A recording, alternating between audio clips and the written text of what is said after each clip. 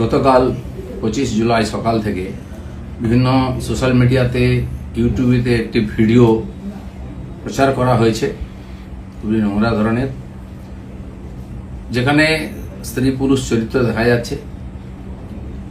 তাদের মধ্যে যে পুরুষ চরিত্র তার সঙ্গে আমার নাম যুক্ত করার চেষ্টা হচ্ছে।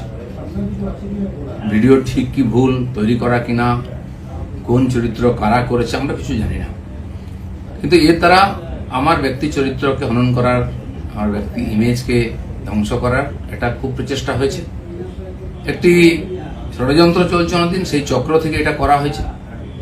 সেই জন্য আমার মনে হয়েছে যে এটার সত্য সামনে আসা উচিত এবং যারা এই চক্রান্ত করছে তাদেরকে আইনের সামনে আনা উচিত।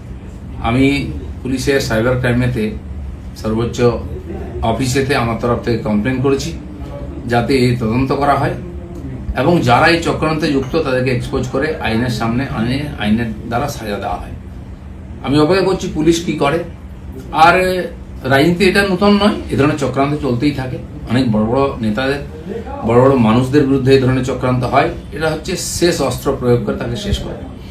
আমাদের পার্টিতেও 5-6 বছর আগে বেশ কয়েকজন নেতার বিরুদ্ধে একজন মহিলাকে দিয়ে বলানো হয়েছিল। তার মধ্যে আরএসএস এর প্রচারক ছিলেন এবং পার্টির উচ্চ নেতৃত্ব ছিলেন। তিনি সোজা বলে দিলেন যে যে লোকেরা এই লোকেরা আমার সঙ্গে দেখা করেছে তারা আমাকে রেপ করেছে। তার উপরে পুলিশি কার্যবাহী হয় কোর্ট কাছে, তারপরে শেষ চাপা পড়ে যায়। ইদানিংকালে সন্ন্যাসী দীপ্ত মহারাজের ব্যাপারে এরকম হয়েছে। 12 বছর আগে কোনো মহিলা নাকি তার দ্বারা তার উপরে অত্যাচার করেছেন, তিনি এসে স্টেটমেন্ট দিয়ে দেন, সে নিয়ে বিরাট চর্চা হচ্ছে। এ ধরনের ঘটনা লাগাতার হয়।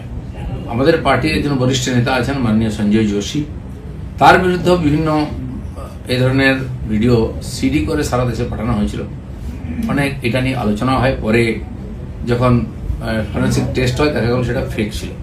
এই জন্য আমার ব্যক্তিগতভাবে যেহেতু আমাকেই আক্রমণ করা, বদনাম করার চেষ্টা হচ্ছে, আমি পুলিশের কাছে, আইনের কাছে গেছি। আমি দেখতে চাই পুলিশ কি করে এই ধরনের চক্রান্তে, কারণ এর তো কারোর বিরুদ্ধে লড়াই করা সম্ভব নেই ভাবে। টাকা পয়সা দিয়ে চক্রান্ত করে যে কোনো মানুষকে যে কোনো সময় বদনাম করার চেষ্টা হচ্ছে। তো সেই চেষ্টার বিরুদ্ধে আইন আদালত একমাত্র আমাদের রাস্তা। আমি আইনের কাছে গেছি, লিখিতভাবে বিভিন্ন লিঙ্ককে সেখানে আমি পাঠিয়েছি যে যারা যারা এটা নিয়ে ইচ্ছাকৃতভাবে আমাকে বদনাম করার চেষ্টা করেছে তাদের বিরুদ্ধে ব্যবস্থা হোক। দাদা, এইটা কি রাজনীতি তো নোংরামি দিয়ে হয়, কিন্তু কত নোংরামি হবে, কত নিচে নামতে পারবে। পশ্চিমবাংলার রাজনীতিকে বারবার কলুষিত করার চেষ্টা হচ্ছে। আমরা যারা সাধারণ কর্মী হিসেবে সাধারণ মানুষের সঙ্গে থাকি, আমিও 40-42 বছর ধরে সামাজিক জীবনে কাজ করছি। আর্থিকভাবে আমাকে কেউ বদনাম করতে পারেনি। অন্যান্য অনেকবার কমপ্লেন আনা হয়েছে, আমি তার জবাব দিয়েছি। এই লড়াইটাও আমার ব্যক্তিগত লড়াই, আমি পার্টিকে মধ্যে ইনভলভ করিনি।